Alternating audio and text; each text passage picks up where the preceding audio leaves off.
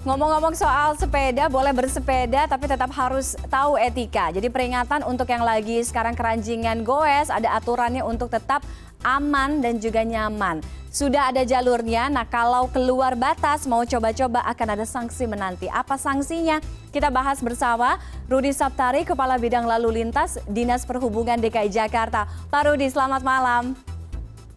Selamat malam. Oke, Pak Rudi, kita ngomongin soal goes. Ini kan lagi jadi tren banget ya. Tapi yang harus kita pahami sekarang akan hadir artinya aturan yang bisa mengakomodir untuk membuat para pesepeda ini dan juga para pengguna jalan lainnya untuk bisa berdampingan dengan aman dan juga nyaman. Ketentuannya seperti apa? Katanya ada sanksi pidananya nih Pak, kalau misalnya keluar batas atau keluar jalur. Baik, terima kasih. Perlu kita pahami di sini bahwa pesepeda itu adalah merupakan bagian dari lalu lintas. Jadi, karena merupakan bagian dari lalu lintas, maka pesepeda wajib mematuhi tata cara aturan berlalu lintas.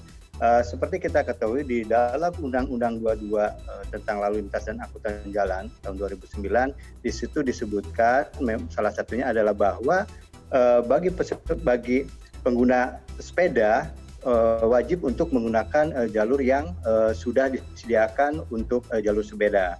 Demikian juga sebaliknya, untuk kendaraan bermotor dilarang untuk menggunakan jalur yang sudah disediakan untuk jalur kendaraan tidak bermotor. Dan tentunya itu ada sanksi masing-masing sesuai dengan Undang-Undang 22 pasal 122 disebutkan bahwa di situ apabila pesepeda melanggar marka ataupun keluar dari jalur sepeda itu ada sanksi pidana.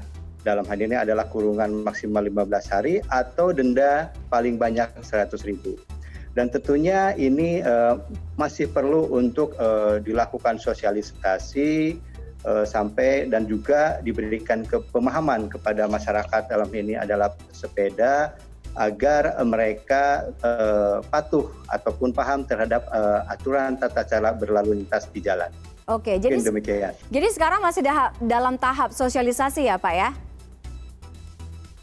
Betul. Belum penerapan? Ini masih dalam tahap sosialisasi. Oke, terkait dengan mekanisme kemudian implementasi terkait dengan pembatasannya, tadi Pak Rudi sampaikan, ya kan selama ini memang sudah ada jalurnya, sudah ada markanya. Saya juga suka sepedaan Pak, kalau misalnya weekend gitu, kalau kita lihat di jalan protokol, biasanya kan memang di jalur ini kan hanya dibatasi dengan adanya traffic cone ya, yang ditempatkan di sepanjang jalur. Nah, kadang-kadang kenyataannya di lapangan masih banyak banget nih pesepeda yang keluar jalur itu, padahal sudah dibatasi, bahkan beberapa dijaga oleh petugas Dishub, yang kemudian ini menjadi risiko lah, ada senggol-menyenggol dengan kendaraan atau misalnya pengguna jalan lainnya. Kalau kita lihat kan misalnya di jalur bus Transjakarta memang diberikan pembatas seperti beton, jadi mungkin lebih meminimalisir risiko ini. Nah, apakah ini juga akan menjadi pertimbangan Pak Rudi ke depannya supaya ya udah tetap ada di situ aja tuh Pak? Jadi bisa saya sampaikan bahwa untuk lajur sepeda sementara pop-up bike lane yang sekarang dibangun oleh Pemprov DKI di sepanjang koridor Jalan Sudirman Tamrin adalah untuk mengakomodir sesuai dengan Pergub 51, di mana pada masa PSBB transisi ini adalah seluruh ruas jalan itu diutamakan untuk pengguna pejalan kaki ataupun pengguna transportasi sepeda untuk jarak-jarak yang dekat. Jadi jalur ini adalah sifatnya jalur sementara, dan kita selalu melakukan evaluasi kajian untuk dimungkinkan bahwa lajur sementara ini akan kita jadikan suatu lajur yang permanen. Dan tentunya untuk membuat suatu lajur sepeda yang permanen ini perlu prasarana pendukung.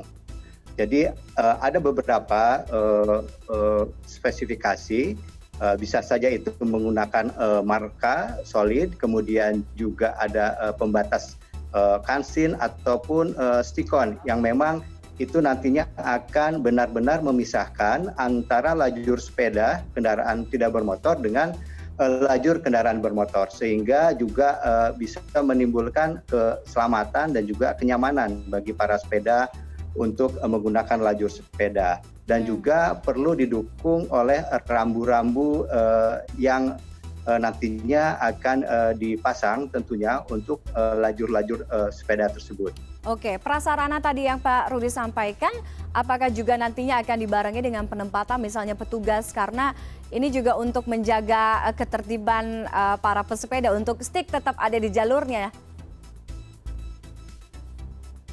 Demikian, jadi kalau misalkan nanti untuk lajur yang sudah benar-benar terprotected, itu akan ada penghalang yang jelas antara lajur kendaraan bermotor dan tidak bermotor, sehingga tentunya tidak diperlukan lagi petugas. Tetapi pada titik-titik yang mana terdapat crossing ataupun mix dengan kendaraan bermotor, pada titik-titik simpang, kemudian juga keluar masuk gedung, tentunya nanti akan ditempatkan petugas untuk selalu menghimbau baik untuk pengguna sepeda ataupun untuk pengguna kendaraan bermotor agar tidak memasuki jalur yang sudah ditentukan. Oke, dengan adanya aturan terkait pembatasan jalur sepeda ini nantinya akan mencakup apakah hanya di sepanjang jalan protokol, seperti misalnya kalau lihat ya di sepanjang jalan yang dilalui oleh sistem ganjil genapkah, kemudian bagaimana dengan pemberlakuan jam operasionalnya? Kalau ganjil genap kan memang di pagi dan sore hari ada jam-jam ya. Kalau misalnya sepeda gimana kan? Soalnya tingkat orang traffic naik sepedanya kebanyakan kan weekend kan? Jadi perlu diketahui bahwa di Pemprov DKI ini kita sudah membangun jalur sepeda sepanjang 63 km. Terdiri dari 22 ruas jalan yang ada di seluruh wilayah DKI Jakarta. Jadi untuk Sudirman Tamrin itu adalah merupakan tambahan dan bersifat lajur sementara. Oke, Sudirman Tamrin ya Pak? Ya, itu hanya untuk lajur sementara, dan tentunya ke depan kita sudah mempunyai perencanaan yang masif terkait dengan peningkatan lajur sepeda ini, dan akan mencakup pusat-pusat kegiatan primer, kemudian juga pusat kegiatan sekunder, dan juga kawasan-kawasan yang berorientasi pada simpul-simpul angkutan umum massal. Jadi sifatnya kawasan atau transit oriented demand. Sehingga kita akan mengalihkan bahwa yang biasanya car oriented development, kita akan arahkan menjadi transit oriented development, yang mana sepeda adalah merupakan salah satu moda yang akan digunakan nanti untuk first mile dan last mile-nya. Oke, termasuk di perbatasan daerah penyangga ibu kota, misalkan Depok, kemudian dari kawasan Bintaro juga, atau mungkin Bekasi, karena banyak sekali sekarang pesepeda yang bukan cuma goes di weekend aja, tapi juga sehari-hari beraktivitas, pergi ke kantor atau misalnya pergi ke kampus gitu, pulang pergi dengan menggunakan sepeda, dan mereka berangkatnya pun dari daerah penyangga ini.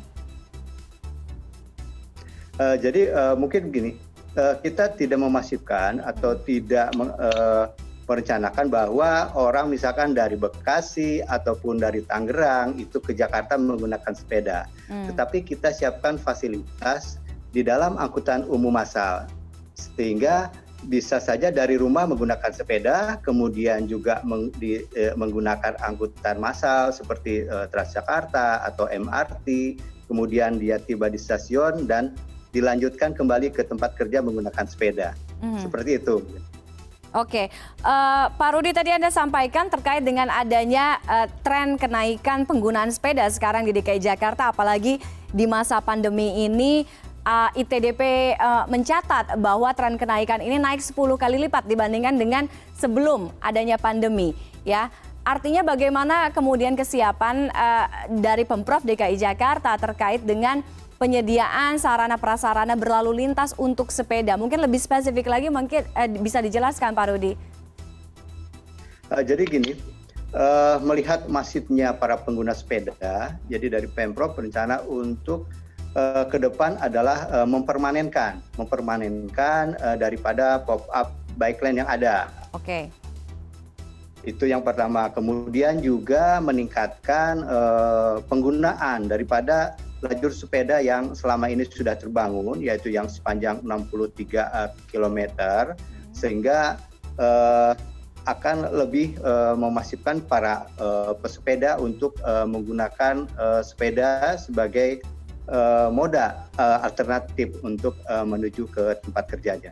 Oke, baik. Terima kasih Pak Rudi Saptari sudah bergabung dengan CNN Indonesia Connected malam hari ini. Buat yang hobi sepeda, ini tentunya menjadi informasi yang sangat bermanfaat dan harus dicatat ya ketika nanti mau goes atau bersepeda. Terima kasih, sekali lagi selamat malam.